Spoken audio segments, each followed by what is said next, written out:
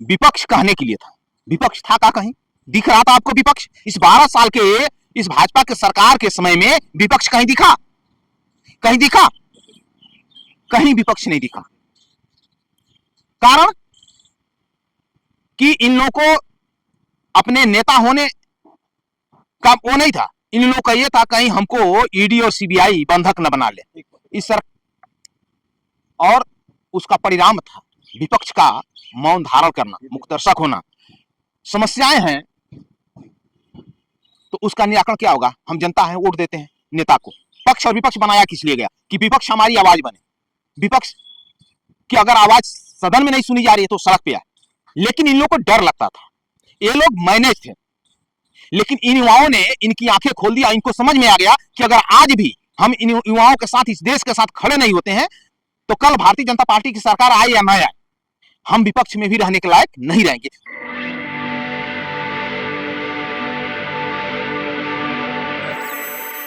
जय भीम, मैं मेवालाल और आप देख रहे हैं जनता संकट, जनता की आवाज सबसे पहले।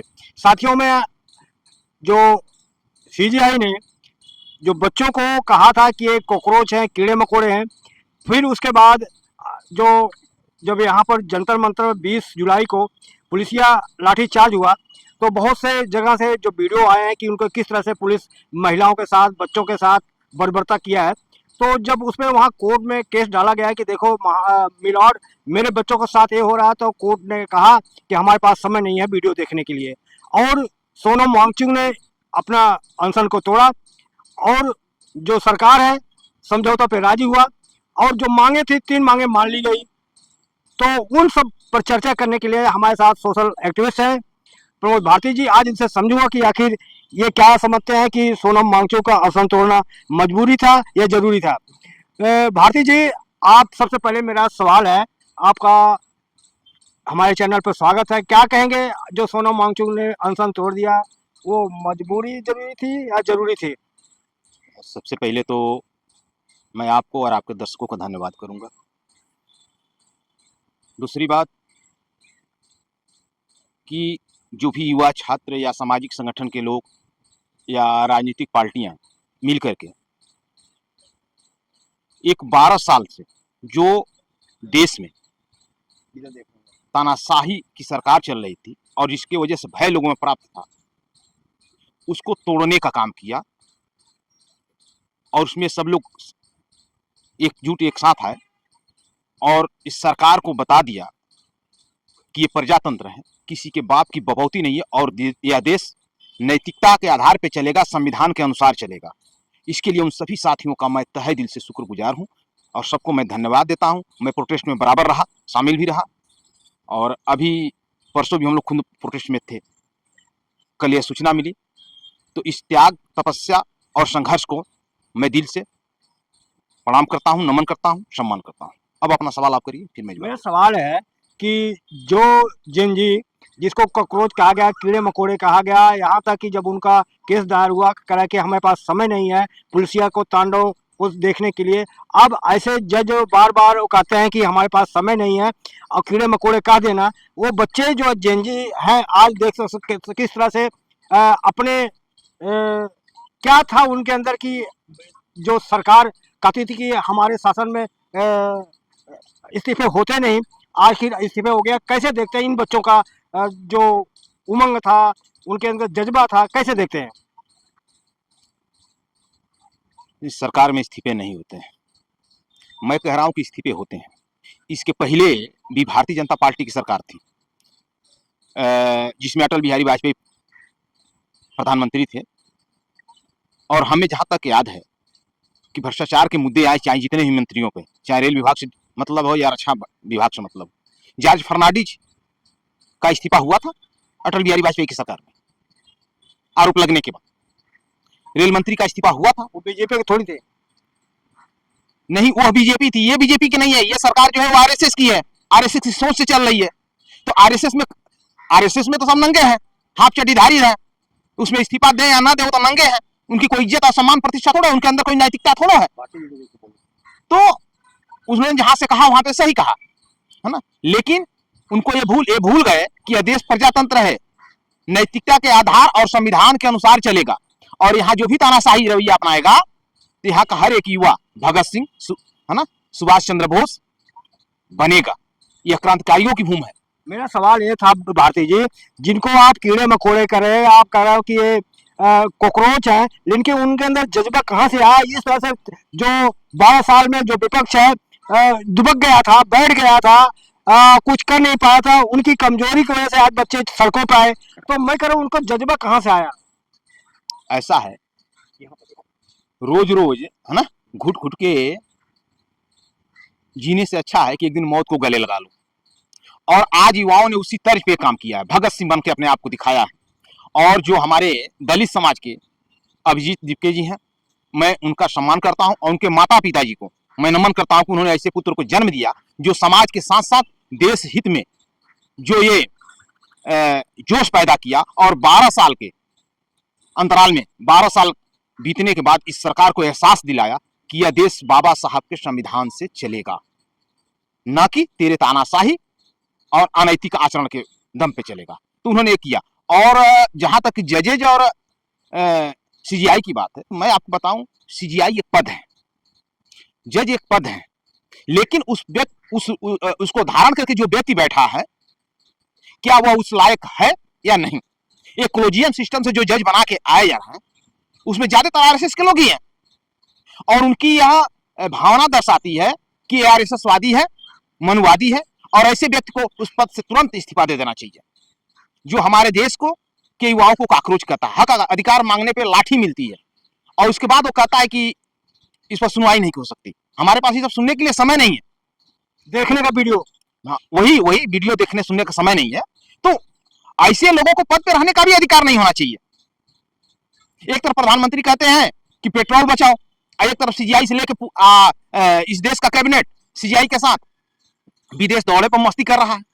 तो जहां हमारा देश आज विषम परिस्थितियों से गुजर रहा है, महंगाई, अत्याचार, अन्याय, शोषण, बलात्कार, हत्या, और सीजीआई कह रहा है कि हमको देखने और सुनने का समय नहीं है। फिर उस पद पे बैठे क्यों हो?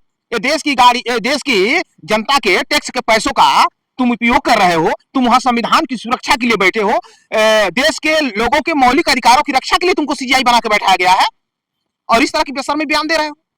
मैं कर रहा हूँ, और नहीं तो जब वो बयान सामने आ जाता है तो देशवासियों को सफाई दे रहे हो कि मेरे बातों को तोड़ मोड़ करके देश के सामने पेश किया जा रहा है। तो तुम सीजीआई हो, तुम्हारे बातों को कौन तोड़ मोड़ देगा भाई? तुम संविधान के रक्षक बनाए गए हो, उस पर जांच बैठाओ, या सीजीआई तुम्हारी तुम खुद नहीं अपनी सुनवाई कर सकते, इंटरनेशनल कोर्ट जाओ ना। सर मैं आपसे जानना चाहूंगा, ये जो बच्चे जंजी वहाँ रोड पर बैठे, ये काम किसका था? उन बच्चों ने तो आपको नेता बनाया, आपको वोट दिया। विपक्ष क्या कर रहा था? विपक्ष की कमजोरी नहीं है ये? विपक्ष अगर ये काम करता है तो काम विपक्ष का था, जो आज रोड पर बैठे बच्चे। सर देखिए, विपक्ष कहने के लिए था, विपक्ष था का कहीं दिख रहा था आपको? विपक्ष इस 12 साल के इस भाजपा के सरकार के समय में विपक्ष कहीं दिखा? कहीं दिखा? कहीं विपक्ष नहीं दिखा।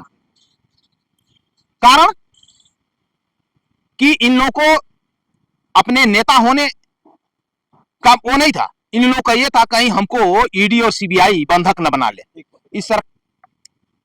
और उसका परिणाम था विपक्ष का मौन धारण करना, मुक्तदर्शक होना। समस्याएं हैं तो उसका निराकरण क्या होगा? हम जनता है, वोट देते हैं नेता को। पक्ष और विपक्ष बनाया किस लिए गया? कि विपक्ष हमारी आवाज बने, विपक्ष की अगर आवाज सदन में नहीं सुनी जा रही है तो सड़क पे आए। लेकिन इन लोगों को डर लगता था, ये लोग मैनेज थे, लेकिन इन युवाओं ने इनकी आंखें खोल दिया। इनको समझ में आ गया कि अगर आज भी हम इन युवाओं के साथ, इस देश के साथ खड़े नहीं होते हैं तो कल भारतीय जनता पार्टी की सरकार आए या न आए, हम विपक्ष में भी रहने के लायक नहीं रहेंगे। तो इन लोगों के अंदर वो चीजें आई, और आज चाहे जितनी भी पार्टियां हैं देर से ही दुरुस्त आए, और आज युवाओं के साथ जो खड़ा होकर के युवाओं को हौसला बढ़ाने का काम किया, और जो साथ खड़े रहे, इसके लिए इनको धन्यवाद देता हूं। और खास तौर से मैं इनको हिदायत भी देता हूं कि इसी रुख को कायम रखिए, देश हित में, राष्ट्र हित में, युवाओं के हित में। शिक्षा, बेरोजगारी, महंगाई, भ्रष्टाचार, इस पर मुखर होकर के आप अपनी आवाज उठाइए। सड़क से लेकर संसद का। मान्यवर कांसीराम साहब की बात एक मुझे याद आती है। मान्यवर साहब को जब एक बार लोकसभा में बोलने से लोकसभा अध्यक्ष ने रोका कि कांसीराम जी आपका, उन्होंने कहा कि मेरा समय खत्म नहीं हुआ, इसके पहले जो मेरा लीडर, इसके पहले जो नेता खड़ा हुआ था वो मुझसे ज्यादा समय लेके बोला, मुझको 7 से 8 मिनट बोलने का। ऐसा क्यों? ठीक है, आप नहीं बोलने देते, मत बोलिए, मैं सड़क पे जा रहा हूं। लोकसभा अध्यक्ष घुटने पे आ गया और उनको समय दिया बोलने के लिए। तो अगर आप जब इसी तरह से मुखर होकर के आएंगे, लड़ेंगे, तो आपको तवज्जो मिलेगी, जनता आपको सम्मान करेगी। सर, सोनम वांगचुक का जो अनशन तोड़ना, आप क्या मानते हैं कि कितने में डील हुआ? अनशन तोड़ना मजबूरी थी या जरूरी थी सर? नहीं, देखिए, मजबूरी नहीं थी, जरूरी थी, देश हित में, राष्ट्र हित में, युवाओं के हित में। क्योंकि सोनम वांगचुक जी जो आमरण अनशन बैठे थे, काफी समय गुजर चुका था और अब जो है पक्ष सरकार ने तो अपने बचाव के लिए चिल्ला रही थी, लेकिन खास तौर से युवाओं ने और विपक्ष के नेताओं ने और देश के लोगों ने जो चिंता जाहिर की कि सोनम वांगचुक जी जैसे व्यक्ति, जो एक सामाजिक कार्यकर्ता नहीं है, सोशल एक्टिविस्ट ही नहीं है, वो एक वैज्ञानिक भी है, और ऐसे महान विभूति, ऐसे महान व्यक्ति का अगर कहीं से कुछ और अगर ज्यादा अनशन करते हैं, कुछ होता है, तो यह देश के लिए बहुत बड़ी क्षति होगी।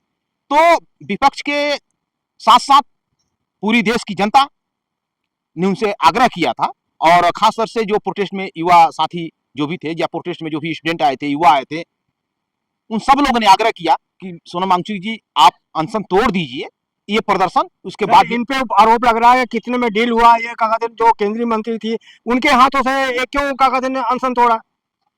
नहीं, देखिए, सोनम वांगचुक जी हमें नहीं लगता, इसीलिए कि लद्दाख की लड़ाई हमें याद है, जो उन्होंने वहां अनशन किया, और आज यहीं युवाओं के संघर्ष में शामिल होकर जो अनशन करके उन्होंने साबित कर दिया कि हम युवाओं के साथ हैं, देश के भविष्य के साथ हैं, क्योंकि युवा देश के भविष्य होते हैं। और अगर डील होना होता, मैनेज होना होता, तो बहुत पहले हो गया होता। उनकी जो 3 मांगे रही, वो मांग मान ली गई, और उन्होंने स्पष्ट कहा था कि मुझको लिखित आश्वासन मिले कि इस मुद्दे को विपक्ष लड़ेगा, सदन में उठाएगा, पार्लियामेंट में उठाएगा, मजबूती से लड़ेगा, और बच्चों को, देश के भविष्य को न्याय दिलाएगा, तो मैं अनशन तोड़ने के लिए तैयार हूं। इसके संदर्भ में संजय सिंह के साथ साथ और 10-15 सांसद समाजवादी पार्टी के, और ये कई दल के थे, और 57 के आसपास सांसदों ने लिखित उनको दिया कि हम लोग आपको भरोसा देते हैं, आप अनशन खत्म करिए, आपका जीवन हमारे लिए, हमारे देश के लिए महत्वपूर्ण है, हमारे युवाओं के लिए महत्वपूर्ण है, और आप अनशन तोड़िए, संघर्ष जारी रहेगी, और प्रोटेस्ट चलता रहेगा, और हम लोग सदन में लड़ेंगे। तो ये लगभग उसी दिन साफ हो गया था कि सोनम वांगचुक जी को अनशन तोड़ना चाहिए। उनकी बात को सरकार माने ना माने, विपक्ष ने मान लिया, सहमति अपनी दे दिया, लिखित दे दिया, लिखित तो कह रहे थे, लिखित दे भी दिया। अब जहां तक अनशन तोड़ने की बात है, तो देखिए, वो सरकार के हाथ तोड़ना चाहते नहीं चाहते थे, उनकी आंतरिक इच्छा, उसको हम कोई त्रिकालदर्शी नहीं है कि हम उस चीज को समझ पाए। लेकिन जहां तक मुझे लगता है कि वो युवाओं के हाथ से ही अपना अनशन तोड़ना चाहते थे, हमारे जहां तक ख्याल है। सर, मैं उनका बयान आपको बता देता हूँ। उनका ये कहना था कि वे लद्दाख के नेताओं के हाथों अनशन तोड़ना चाहते थे, फोन कर बुलवाए भी, लेकिन उनको आने नहीं दिया गया, वहां रोक लगा दिया गया। ऐसा है, ये तो उसी दिन रोक लग गई थी जब विपक्ष के जो भी सांसद थे उनसे मिलने गए थे, और पुलिस ने मेदांता हॉस्पिटल के बाहर उन लोगों को रोक दिया था, जिसमें वो समर्थन पत्र, उनके बातों का समर्थन पत्र दिया था कि हम आपके बात से सहमत हैं, और आपकी लड़ाई हम लड़ेंगे, सदन में लड़ेंगे। जिस पर सोनम वांगचुक जी की पत्नी का, है ना, बयान भी आया था कि सफदरगंज हॉस्पिटल से हम इसीलिए लेके आए थे ताकि लोग सोनम वांगचुक जी से मिलें, अपनी बात रखें, है ना, उनको मनाएं। लेकिन यहाँ पर भी सरकार की ये तानाशाही रवैया है, और इसके लिए सोनम वांगचुक जी ने भी खेद जताया था। तो मुझे नहीं लगता अगर वो सहमत होते तो प्रशासन के इस रवैये पे उंगली ना वो उठाते, ना उनकी पत्नी उठाती। सर, मैं कह रहा हूँ कि जैसे 3 मांगे मान ली गई, तो समझौता में कुछ मांगे छोड़ना भी पड़ता है। तो जो 3 मांगे मान ली गई, और जो पुलिस का कार्रवाई है, इस पर भी मांग थी कि पुलिस पर कार्रवाई हो, क्या ये बड़ा इशू नहीं था? बहुत बड़ा इशू था, लेकिन जो छात्रों की 3 मांगे थी, 4 मांगे थी, 4 मांग थी, 3 मानी गई है। हाँ।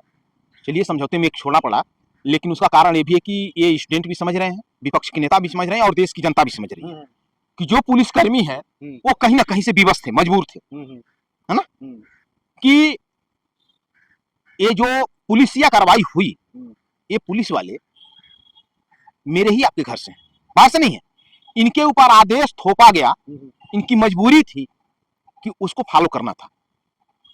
तो बहुत से ऐसी चीजें होती हैं कि लड़ाई में कुछ हमको इग्नोर करना पड़ता है, लेकिन जो मुख्य मांगे थी, है ना, कि स्टूडेंटों के ऊपर दिल्ली नहीं दिल्ली के बाहर भी अगर उनके ऊपर एफआईआर वगैरह किए गए हैं तो उसको जो है कैंसिल कराया जाए, है ना।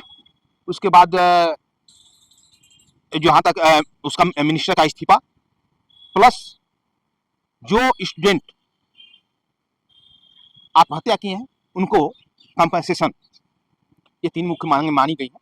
ठीक है सर, जो जो तानाशाह आज तक अपने आप को हिटलर का बाप समझता था, उसको इन युवाओं ने ये बता दिया कि भारत देश है, यहाँ हिटलरशाही नहीं चलती, यहाँ प्रजातंत्र है, यहाँ संविधान से देश चलता है, और बहुत बेहतर रहा।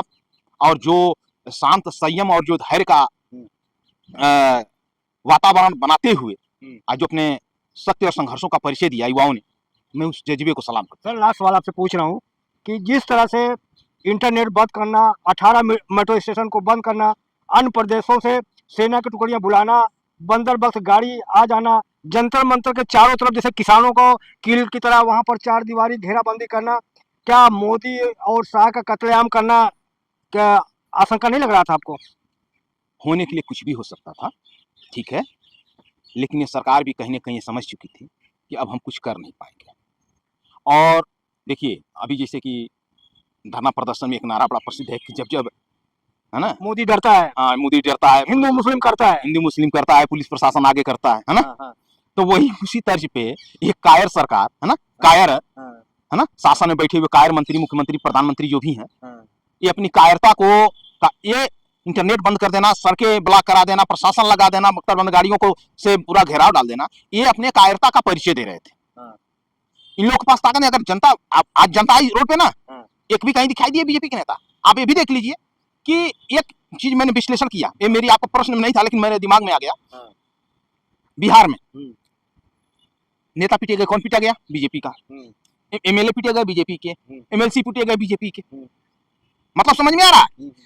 जो इन लोगों ने एक बंगाल में नैरेटिव सेट किया तृणमूल कांग्रेस के खिलाफ, कि वहां जनता अंडा और टमाटर फेंक रही है उन नेताओं पे, बहुत लोगों में मतलब क्रोध था, उसको बाहर निकाल रही। जबकि सच्चाई ये थी कि वो भारतीय जनता पार्टी के प्रायोजित लोग थे, है ना, वो बनाए रखे थे। अगर यदि तृणमूल कांग्रेस से घृणा थी तो तृणमूल कांग्रेस से जो गद्दारी 20 सांसद किए उनके ऊपर भी तो अंडा पत्थर और ये टमाटर चलना चाहिए। ऐसा नहीं हो रहा था, और उसको नाम दिया गया आम जनता कर रही है। वहां का मुख्यमंत्री कह रहा है कि आम जनता अपने क्रोध का प्रदर्शन कर रही है। एक सेकंड, तो मैं आज उन्हीं अंधभक्तों से और उसी मीडिया से, जो ये गोदी मीडिया है, जिसको गो बैक के नारे लगे जंतर मंतर पे, तमाम धरना प्रदर्शनों में गो बैक के नारे लगे, तमाम इनके जो है जो वो आते थे अपना बाइट लेने के लिए, उनको कई जगह तमाम मतलब बेइज्जतियों का सामना करना पड़ा। आज क्या इस पटना वाले घटना को, जहां वाकई में जनता ने अपना उग्र रूप दिखाया, अपना क्रोध जाहिर किया बीजेपी के नेताओं पे, इसको चलाएगी? नहीं चला सकती, क्योंकि वो उसका नाम ही पड़ गया है गोदी मीडिया। तो देखिए, जब जनता अपने आप पे आ जाती है तो हिटलर का क्या परिणाम हुआ? हिटलर के साथ क्या किया वहां देश की जनता ने? वही चीज यहां भी हो सकता है। सर मैं आपसे जाना, ये देश की जनता है, कुछ भी कर सकती है। यह देश सरदार भगत सिंह, सुभाष चंद्र बोस, अशफाक उल्लाह खां, वीर अब्दुल हमीद, है ना, चंद्रशेखर आजाद, बाबा साहब डॉक्टर भीमराव अम्बेडकर, महात्मा गांधी, ऐसे तमाम अनगिनत क्रांतिकारी महापुरुष समाजसेवी दिए हैं।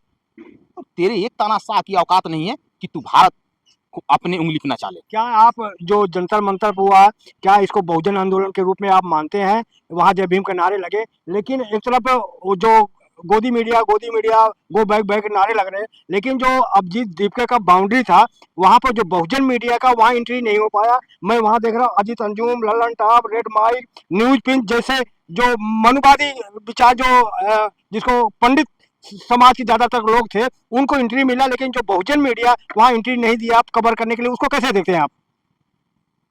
देखिए, जय भीम कोई शब्द नहीं, और किसी जाति से जुड़ा नहीं, किसी संस्था या संगठन से जुड़ा नहीं। जय भीम किसी का गुलाम नहीं। पहली बात, जय भीम वह हर एक व्यक्ति बोल सकता है जो समानता, है ना, में विश्वास रखता है, जो संविधान में विश्वास रखता है, जो जाति भेद से ऊपर उठकर मानवता को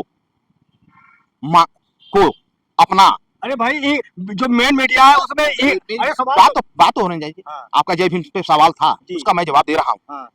जो इस चीज को मानता है, हाँ। वो हर व्यक्ति जय भीम बोल सकता है। किसी जात धर्म से समय कोई लेना देना नहीं है, और किसी बहुजन से या तो जय श्री राम के नारे क्यों नहीं लगे फिर? मैंने वहां आप किस पे गए थे? संविधान के आधार पे गए थे, न्याय एकता समानता के आधार पे गए थे, है ना? वहां पुल बांधने नहीं गए थे जय श्री राम वाला, तो वहां जय भीम का नारा लगा। ब्राह्मणवाद की आजादी, आरएसएस की आजादी और नारे क्यों लगेंगे वहां पे? यही ब्राह्मणवाद को मैं नहीं समझता। हाँ, आरएसएस से जुड़े नारे लगे हैं और ब्राह्मणवाद से आजादी भी नारे लगे हैं, तो आरएसएस के चंगुल में है। और आरएसएस का ही ये बंदा बैठा हुआ था, धर्मेंद्र प्रधान, आरएसएस का ही प्रधानमंत्री है, आरएसएस के सारे उसके मंत्री हैं। अरे भाई आपसे जानना चाहूंगे बहुजन का आंदोलन था या नहीं था? ये देश के युवाओं का आंदोलन था, देश को जागरूक करने का आंदोलन था, है ना? और देश के एक एक व्यक्ति को ये बताने का आंदोलन था कि आप इस देश के मालिक हो, ये चंद हुक्मरान आपका कुछ नहीं बिगाड़ सकता। अगर हुकूमत में आए हैं तो ये आपकी देन है, आप अपने आप को समझ जाओ। उंगली अगर उठाते हैं तो इनकी उंगली तोड़ने की क्षमता रखता है ये देश। यह बताने के लिए ये प्रोटेस्ट हुआ था और ये बता दिया। कहा जा रहा है ब्राह्मणवाद की जीत हुई है यहाँ पे, ब्राह्मणवाद की जीत हुई है। अब जो ये कह रहे हैं वो समझे, लेकिन मैं तो समझ रहा हूँ कि यहाँ देश की जीत हुई, देश के भविष्य की जीत हुई, देश के न्याय एकता समानता बंधुत्व और संविधान की जीत हुई। मैं तो ही मानता हूँ, और मैं ही नहीं मानता, तमाम बुद्धिजीवी इस बात को मानते हैं। चलो धन्यवाद। तो साथियों देख सकते थे ये प्रमोद भारती जी से कड़ी सवाल मैंने पूछा, इन्होंने बेबाकी से जवाब दिया। इनकी बातचीत को आप कैसा लगा आप कमेंट में जरूर बताएं, क्या सोचते हैं। और मैं आपको बताने की कोशिश किया कि जो बच्चे थे, जेनजी थे, ये अपना जो संघर्ष किया उनको कामयाबी मिली। आप ऐसी तरह से कि आपको उनका सहयोग कीजिए, आगे जीत बरकरार रहे। और आपकी भी लड़ाई लड़ी, जो वहाँ प्रोटेस्ट करने जाते थे उनको वहाँ तंग किया जाता, परमिशन नहीं मिलता था, तो ये भी मांग उन्होंने रखा कि अब जो भी कोई भी प्रोटेस्ट जाए करने तो उनको इस तरह से तंग नहीं किया जाए। धन्यवाद। मैं मेवालाल, जनता संगठन, जनता की आवाज सबसे पहले। धन्यवाद।